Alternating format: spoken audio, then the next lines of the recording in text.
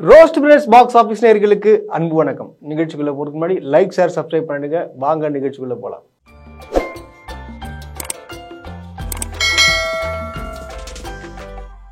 Good bad ugly. Good bad அக்லியை பார்த்தீங்கன்னா வேகப்பட்ட பேர் பயங்கரமா வரவேற்கிறாங்க. பிளஸ் காத்துட்டு இருக்காங்க. அதாவது டேட்டை பார்த்துனே இருக்காங்க. எப்போ ஏப்ரல் 10ஆம் தேதி ஆகும் 10ஆம் தேதி ஆகும்னு சொல்லிட்டு காத்துட்டு இருக்காங்க. அதாவது ரசிகர்கள் மட்டும் இல்லைங்க, திரையுலகத்தை சேர்ந்த எல்லாருமே பார்த்தீங்கன்னா காத்துட்டு இருக்காங்க. ஸோ இந்த படத்தில் தினமும் பார்த்தீங்கன்னா ஒரு ஸ்பெஷலான ஒரு அப்டேட் எப்பவுமே வந்துட்டே இருக்கு. இப்போ பார்த்தீங்கன்னா உங்களுக்கு ஒரு அப்டேட் வரப்போகுது. அது என்னன்றது எனக்கு முன்னாடியே உங்களுக்கு எல்லாருக்குமே தெரிஞ்சிட்டு இருக்கோம். ஆக்சுவலாக ஒன்றும் இல்லைங்க, ஒரு பாட்டு வரப்போகுது. அந்த பாட்டு பார்த்தீங்கன்னா பயங்கரமாக கலக்க போகுது அப்படின்னு சொல்லிட்டு ஏகப்பட்ட பேர் சொல்கிறாங்க. ஜிவி பிரகாஷ் பார்த்தீங்கன்னா அவருடைய படத்துக்கு கூட இந்த அளவுக்கு ஹைப் கொடுக்க மாட்டார். ஆனா அஜித் அவரோட படத்துக்கு பார்த்தீங்கன்னா பயங்கர ஹைப்பு வரமாமே, ஃபர்ஸ்ட் சிங்கிள் ரெடியா இருக்குமாமே அப்படின்னு சொல்லிட்டு ஏகப்பட்ட பேர் ஏகப்பட்ட பேருக்கு அவர் சொல்றாரு. அவர் ட்வீட் போடுறாரு, ஏதேதோ பண்ணிட்டு இருக்காரு. இதை வச்சு பார்த்தீங்கன்னா எல்லாரும் சொல்றாங்க, என்ன ஒரு ஓவரா பில்டப் கொடுக்குறாரு, ஜிவி பிரகாஷ் இந்த மாதிரிலாம் பண்ண மாட்டாரு, ஏன் அப்படி பண்றாரு அப்படின்னு சொல்லிட்டு கேட்பாங்க.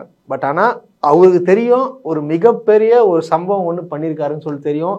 ஆமாங்க, அதாவது ஓஜின்னு சொல்லிட்டு வருதான். ஓஜினா ஒன்றும் இல்லைங்க, ஒரிஜினல் கேங்ஸ்டர். ஸோ அப்படின்னு சொல்லிட்டு அது வருதான். அந்த ஒரிஜினல் கேங்ஸ்டர்னா அப்போ பயங்கரமான கேங்ஸ்டருக்கு ஏற்ற ஒரு பாட்டாக தான் இருக்கும் இல்லையா? அப்போ அந்த பாட்டு பாட போறது யாரா இருக்கும் அப்படின்னு சொல்லிட்டு ஏகப்பட்ட எக்ஸ்பெக்டேஷன் ஆயிடுச்சு. ஒருவேளை நான் ஜிவி பிரகாஷ் தான் பாட போறாரா, இல்லை வேற யாருன்னா பாட வைக்க போறாங்களா அப்படின்னு சொல்லிட்டு ஏகப்பட்ட பேச்சுக்கள்லாம் போயிட்டு இருக்கு. ஆனா வந்துச்சு பாருங்க ஒரு அப்டேட்டு. அது என்ன அப்டேட் தெரியுமா? அந்த பாட்டை பாட போறது யாருன்னு பார்த்தீங்கன்னா அனிருத் தான். அனிருத் ஏற்கனவே ஒரு பாட்டு ஒன்று பாடினாரு. இப்ப வரைக்கும் பட்டி தொட்டி எங்கும் கலக்கினே இருக்குது. எந்த ஃபங்க்ஷன் போனாலும் சரி, திருமணத்துக்கு போனாலும் சரி, அந்த பாட்டு இல்லாம முடிவே இல்லை. கச்சேரியிலும் சரி, கடைசி ஆளுமா டோலுமா ஒரு வாட்டி பாடினாதான் அங்க அது சாட்டிஸ்ஃபேக்ஷன். ஸோ அந்த மாதிரி பார்த்தீங்கன்னா அந்த பாட்டு இருந்துச்சு. ஸோ அதை விட ஒரு பயங்கரமான ஒரு பில்டப் கொடுக்குறாப்புல. ஆனால் பாட்டு இன்னைக்கு ரிலீஸ் ஆகுமா நாளைக்கு ரிலீஸ் ஆகும்னு தெரியாது. அதாவது இந்த பாட்டை எப்போதும் ரிலீஸ் பண்ண போறாங்களா, அவங்களே திடீர்னு பார்த்தீங்கன்னா ஒரு அரை மணி நேரத்தில் ரிலீஸ் பண்றதுக்கான வாய்ப்பு இருக்கு, இல்லை நைட்டு ரிலீஸ் பண்றதுக்கு வாய்ப்பு இருக்கு, இல்லை நாளைக்கு காலையில் ரிலீஸ் பண்றதுக்கு வாய்ப்பு இருக்கு. ஸோ அந்த அளவுக்கு ஃபயரா போயிட்டு இருக்கான். அப்படியே அந்த ஸ்டூடியோவே தீ பறக்குறாங்க. ஸோ அந்த அளவுக்கு ஒரு பில்டப் கொடுத்துட்டு இருக்காங்க. நேற்று பார்த்தீங்கன்னா ஜிவி பிரகாஷ் கூட எங்கேயோ ஃபங்க்ஷனுக்கு போயிருக்காரு போல. அங்கேயும் பார்த்தீங்கன்னா எல்லாம் கேட்குறாங்களாம், எப்பங்க இந்த பாட்டு ரிலீஸ் பண்ணுவீங்க, எப்பங்க ரிலீஸ் பண்ணுவீங்கன்னு சொல்லிட்டு சொல்றாங்களாம். கண்டிப்பா ரிலீஸ் ஆகுமாமே அப்படின்னு சொல்லிட்டு போயிருக்காராம். ஸோ இந்த மாதிரியான பயங்கரமா ஒரு வெறித்தனமான ஒரு எக்ஸ்பெக்டேஷன் கிரியேட் பண்ணி வச்சிருக்கிறாங்க. ஸோ இது ஒரு அப்டேட். அடுத்த அப்டேட் என்னன்னு பார்த்தீங்கன்னா, இது எனக்கே அதிர்ச்சி ஆகி போச்சுங்க. என்னன்னு பார்த்தீங்கன்னா, little super star Simbu STR இதுல உள்ள ஏதோ ஒன்று பண்ண போறாருன்னு சொல்லிட்டு தகவல் பரவுது, ஃபயரா போயிட்டு இருக்கு. ஏன்னு கேட்டீங்கன்னா, சிம்பு அவர்கள் பாத்தீங்கன்னா அஜித்தோட பயங்கரமான ஒரு ஃபேன்ன்றது உங்களுக்கு எல்லாமே தெரியும். அதாவது மன்மதன் படத்துல எல்லாம் நீங்க பாத்துருப்பீங்க. அதாவது தலை படத்துல நிக்கிற மாதிரி அந்த போலீஸ்கார பிடிக்கிற மாதிரி பார்த்தோன்னா தலை தலை தலைன்னு கத்துற சீனா இருக்கட்டும். அப்புறம் வால்ல பாத்தீங்கன்னா full and full Ajith reference இல்லாத சீனே இருக்காது. எல்லாத்துலயும் முக்காவாசி படத்துல பாத்தீங்கன்னா அஜித் ரெஃபரன்ஸ் இருக்கும். அதாவது வாலு படத்துல ரெஃபரன்ஸ் பாத்தீங்கன்னா, ரெஃபரன்ஸ் ஓப்பனிங் சீனுக்கு பாத்தீங்கன்னா கூட பாத்தீங்கன்னா வண்டியில வரும்போது அவர் அஜித்தோட ஃபேஸை தான் வச்சிருப்பாரு அவரு. ஸோ அந்த அளவுக்கு ஒரு அஜித்தோட ஃபேனு. அதுக்கப்புறமா சிலம்பாட்டம் படத்துல அந்த கார்ல அந்த பில்லா மாதிரி நந்து வர்றது, அந்த கெட்டப் எல்லாம் போட்டுன்னு வர்றது. ஸோ அதெல்லாம் பாத்தீங்கன்னா அஜித்தோட பயங்கர தீவிர ரசிகருங்க அவரு. ஸோ அவர் இந்த படத்துல வராருன்னு பண்ணும்போது எப்படி இருக்கும்? அதாவது ஒரு சீன் என்ட்ரி கொடுத்திருந்தாலும் எப்படி இருக்கும் கொஞ்சம் யோசிச்சு பாருங்களேன். ஐயோ தேட்டரே கிழிஞ்சிடும். அந்த அளவுக்கு ஒரு பயங்கரமான ஒரு பூஸ்டப் ஒன்று போட்டிருக்காங்க. சிலவங்க சொல்றாங்க இல்ல ஒரு பஞ்ச் டயலாக் பேசுற மாதிரி வருது, சிலவங்க சொல்றாங்க இல்ல அஜித்துக்கு ஒரு பாட்டு பாடுறாரு அப்படின்னு சொல்ற மாதிரியும் வருது. ஆக்சுவலா இந்த படம் யார் டைரக்ஷன் பாத்தீங்கன்னா உங்களுக்கு எல்லாருக்குமே தெரியும், ஆதிக் ரவிச்சந்திரன் அந்த ஃபேன் பாய் மூமெண்ட் கிரியேட் பண்ணிருக்காரு. சிம்பு பாத்தீங்கன்னா ஆல்ரெடி ட்ரிபிள் ஏ படத்துலயும் ஆதிக் ரவிச்சந்திரன் தான் எடுத்திருந்தாரு. அந்த ஆதிக் ரவிச்சந்திரன் பாத்தீங்கன்னா அந்த படம் சிம்புக்காக ஒரு ஃபேன் பாய் மூமெண்ட் கிரியேட் பண்ணி அது ஏதோ ஒரு பெரிய பிரச்சனை ஆயிட்டு ஸ்டூடியோக்கு வர முடியாம போயிட்டு, ஷூட்டிங் சரியா வர முடியாம போயிட்டு, அது பிரச்சனையா இருக்கும் நல்லா இருக்க தெரியும். ஆக்சுவலா அந்த படத்துக்கு ஏகப்பட்ட எக்ஸ்பெக்டேஷன் இருந்துச்சு. இருந்தாலும் பார்த்தீங்கன்னா படம் சொல்ற மாதிரி சரியாவே போல, ஃபிளாப் ஆயிடுச்சு. இது எல்லாருக்குமே தெரியும். அப்புறம் பார்த்தீங்கன்னா ஆதிக் ரவிச்சந்திரனுக்கும் சிம்புக்கும் பார்த்தீங்கன்னா ஒரு கான்ட்ரவர்சி ஆச்சு. அதுக்கப்புறம் பார்த்தீங்கன்னா சிம்பு பேசினாரு, என்னடா நான் இப்படின்னா ஒன்று பண்ணுவேன், நான் ஏன் இந்த மாதிரிலாம் பேசினான்னு சொல்லிட்டு ஒரு கான்வர்சேஷன், ஒரு ஆடியோ ரெக்கார்டிங்லாம் கேட்டிருப்பீங்க. அதுக்கப்புறம் பார்த்தா ஸ்மூத் ஆயிடுச்சு. ஆதிக் ரவிச்சந்திரனே சொல்லுவாரு, நான் வந்து என் வாய்ஸ் நான் பேசும்போது கூட பாத்தீங்கன்னா நான் சிம்பு வரதாங்க பேசுவேன், ஏன்னா அந்த அளவுக்கு எனக்கு சிம்பு அவர்கள் வந்து ரொம்ப ரொம்ப பிடிக்கும் அப்படின்னு சொல்லிட்டு ஏகப்பட்ட இன்டர்வியூஸ்ல கொடுத்திருப்பாரு. ஸோ அதனால வந்து ஆதிக் ரவிச்சந்திரன் வந்து சிம்பு கிட்ட எதை கேட்டுதான் சொல்றாங்க, கண்டிப்பா நான் பண்ணி தந்துதான் சொல்லியிருக்கிறாங்க. பட் ஆனா படத்துல வந்தாருன்னா இன்னும் ஒரு பயங்கரமான ஒரு எக்ஸ்பெக்டேஷன் கிரியேட் ஆகும். சொல்றதுக்கு வார்த்தை இல்லைங்க. ரெண்டு பேரையும் ஒரே ஒரு ஸ்கிரீன்ல பார்த்தா எப்படி தெரியுமா இருக்கும், அலற விட்டுரும். ஏன்னா இந்த வருஷம் தொடக்கத்துல இருந்து பாத்தீங்கன்னா அஜித் ரசிகர்களுக்கும் பாத்தீங்கன்னா சிம்பு ரசிகர்களுக்கும் பாத்தீங்கன்னா பயங்கரமான ஒரு ஸ்பெஷல் அப்டேட், ஒரு குதூகலமான ஒரு நியூஸ் வந்துட்டே இருக்கு. ஏன்னா சிம்பு அவர்களுடைய பாத்தீங்கன்னா படங்கள் தொடர்ந்து வந்து இப்ப நடிக்க ஆரம்பிச்சிட்டாரு. ஏன்னா அடுத்த வருஷம் இந்த வருஷம் 2 படம் ரிலீஸ் ஆகுது, அடுத்த வருஷம் 2 படம் ரிலீஸ் ஆகும் சொல்லிட்டு டோட்டல் கமிட்மெண்ட் ஆயிட்டாரு.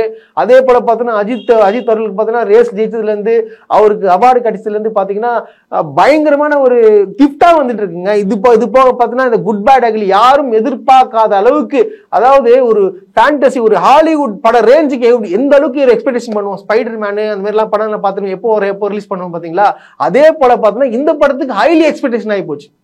குட் பேட் அக்லி வெறும் குட் பேட் அக்லி மட்டும்தான் வர மாதிரி ஆகி போச்சு. வேற எந்த படத்தை பத்தி யாரும் பேசுறதே கிடையாது. யார் வாயத்திலும் சரி இப்ப குட் பேட் அக்லி எப்ப ரிலீஸ் ஆகும், குட் பேட் அக்லி எப்ப ரிலீஸ் ஆகும். அதே போல பாத்தீங்கன்னா எந்த போனை தொட்டாலும் அதே ரிங்டோன்ல பாத்தீங்கன்னா அந்த மியூசிக் மட்டும் தான் ஓடிட்டு இருக்கு. ஸோ இப்படியான பல விஷயங்கள், அதாவது ஆதிக் ரவிச்சந்திரன் இன்னொரும் சொல்லியிருக்காரு, இல்ல இன்னொரு ட்விஸ்டும் இருக்கு, அதை நான் இப்ப சொல்ல மாட்டேன் அப்படின்னு சொல்லிட்டு வர சொல்லியிருக்காரு. அது என்ன ட்விஸ்ட்னு சொல்லிட்டு எனக்கும் ஒன்றும் புரியல. எல்லாரையும் வந்து ஒரு மாதிரி பண்ணிட்டு இருக்காருங்க. அதுக்கப்புறம் பார்த்தீங்கன்னா 3வது அப்டேட். இந்த 3வது அப்டேட் வந்து மிகவும் வந்து ஒரு சோகமான அப்டேட் தான். ஏன்னா பார்த்தீங்கன்னா போன வீடியோல சொல்லியிருப்பேன், அதாவது டிக்கெட் புக்கிங் பத்தி படம் ரிலீஸை பத்தி சொல்லியிருப்பேன். அது என்னன்னு பார்த்தீங்கன்னா நைட் ஷோ ஒன்று பிளான் பண்ணியிருந்தாங்க இல்லையா, அந்த நைட் ஷோ வந்து கேன்சல். அதாவது 10ஆம் தேதி கவர்மெண்ட் எப்போ டைமிங் சொல்லிட்டு 9 மணி ஷோ தான் வந்து ரிலீஸ் ஆக போகுது. பட் ஆனா என்ன எப்படி இருந்தாலும் பாத்தீங்கன்னா கேரளால அப்புறம் பாத்தீங்கன்னா பெங்களூர் ஆந்திரால பாத்தீங்கன்னா 4 மணி ஷோ ரிலீஸ் ஆக போகுது. ஸோ அங்க போய் நிறைய பேர் பாத்துருவாங்க. பட் என்ன ஒரே ஒரு அப்செட், நடா அது நைட் ஷோ சொல்லியிருந்தாங்களே, அது பார்த்துட்டு இருந்தா கொஞ்சம் திருப்தியா இருந்திருக்கும் அப்படின்னு சொல்லிட்டு ஏகப்பட்ட பேர் யோசிச்சிருந்தாங்க. பட் ஆனா அது இப்ப எல்லாமே போயிடுச்சு. எல்லாருமே எதிர்பார்த்த மாதிரி ஒண்ணு நடந்துருச்சுங்க. அது ஒண்ணும் இல்லைங்க, அதாவது குட் பேட் அக்லி கூட வந்து இட்லி கடை வந்து ரிலீஸ் ஆகுதுன்னு சொல்லிட்டு சொல்லியிருந்தாங்க. அது வந்து ரிலீஸ் ஆகலை. ரிலீஸ் ஆனாலும் வேலைக்கு ஆகாதுன்னு சொல்லிட்டு தனுஷ்க்கு புரிஞ்சு போச்சு. அதனால இந்த படத்தை என்ன பண்ணியிருக்காங்க, அடுத்த 2 மாதங்களுக்கு ஒத்தி வைக்கப்படுகிறது அப்படின்னு சொல்லிட்டு பரவலா செய்திகள் வந்துட்டு இருக்கு. இப்போ பார்த்தீங்கன்னா டைரக்டாவே இப்போ அனௌன்ஸ்மெண்ட்டும் பண்ண போறாங்க. அதுதான் நாங்கள் தான் அப்பயே சொன்னோமே, அதாவது சிங்கம் வந்து அந்த டைம்ல வந்து சிங்கிளா தான் வரணும். சிங்கம் கூட வந்து பூனைக்குட்டிலாம் வந்தா வந்து அது வேலைக்கு ஆகாது. இதுதான் உண்மை. அதனால ஒன்னே ஒன்று சொல்லிக்கிறேன், தயவு செய்து இந்த 4 நாள் 5 நாள் லீவ் வருது, அந்த ஏப்ரல் 14th லீவ் வருது, அப்புறம் வெள்ளிக்கிழமை சனிக்கிழமை ஞாயிற்றுக்கிழமை ஒரு அந்த படம் பார்த்துட்டு வந்து நம்ம படம் பார்ப்பாங்க. ஸோ இந்த மாதிரி எண்ணத்தோடலாம் தயவு செய்து எந்த ப்ரொடியூசரும் எந்த டிஸ்ட்ரிபியூட்டரும் ஏதாவது ஒரு படத்தை நீங்க இறக்கி விட்டீங்கன்னா யோசிச்சுக்கோங்க, எங்களுக்கு ஒன்றும் பிரச்சனை கிடையாது. கஷ்டப்பட்டு படம் எடுத்திருப்பீங்க, நல்லா காசை போட்டிருப்பீங்க, படம் அப்புறம் வந்து வேலைக்கு ஆகாம போச்சுன்னா வந்து நீங்க தான் லாஸ் ஆவீங்க. ஸோ அதனால வந்து குட் பேட் அக்லியை வந்து தனியாக விட்டுருங்க. ஒரு 4 நாள் 5 நாள் கன்ஃபார்ம் வந்து 1000 கோடி அடிக்குது. இதை வந்து எல்லாருமே வந்து, ஏன்னா படம் வந்து சிலவங்களாம் பார்த்துட்டாங்களாம், பார்த்துட்டு அவங்க படுற இதெல்லாம் வந்து வேற மாதிரியான சம்பவங்கள்லாம் இருக்கா படத்துல. ஒரு முக்கியமான கதை சம்பவம்லாம் பயங்கரமான ஒரு வெறித்தனமான சம்பவம் இருக்க போகுது, அது எல்லாரும் பார்த்துட்டாங்க. ஸோ அதனால வந்து கன்ஃபார்ம் வந்து படம் வந்து வேற மாதிரி வந்துடும். அதுக்கப்புறம் ஏகப்பட்ட ரூமர் வருது. இன்னொரு ரூமர் என்னன்னு பாத்தீங்கன்னு வச்சுங்களேன், தனுஷ் அவர்கள் வந்து அஜித்தை வச்சு எடுக்க போறதா வந்து ரூமர் பரவிட்டு இருக்கு. அது எந்த அளவுக்கு உண்மைன்னுலாம் எனக்கு தெரியல. எனக்கு தனுஷ் வந்து படம் எப்படி எடுப்பாரு, அவர் எடுத்த படங்கள்லாம் பார்த்தோன்னா இந்த அளவுக்குலாம் வந்து ஓடல, சும்மா ஒரு நார்மலா வந்து படம் எடுக்கிறாரு. ஸோ வந்து ஹீரோயிசம் படங்கள்லாம் இன்னும் அவர் எடுத்தது இல்லை. ஸோ நார்மலான கதைகள் தான் எடுத்திருக்காரு. ஸோ அஜித் வந்து செட் ஆக மாட்டாரா எனக்கு தெரியல. அது வந்து நம்ம ஏகே தான் முடிவு பண்ணோம்.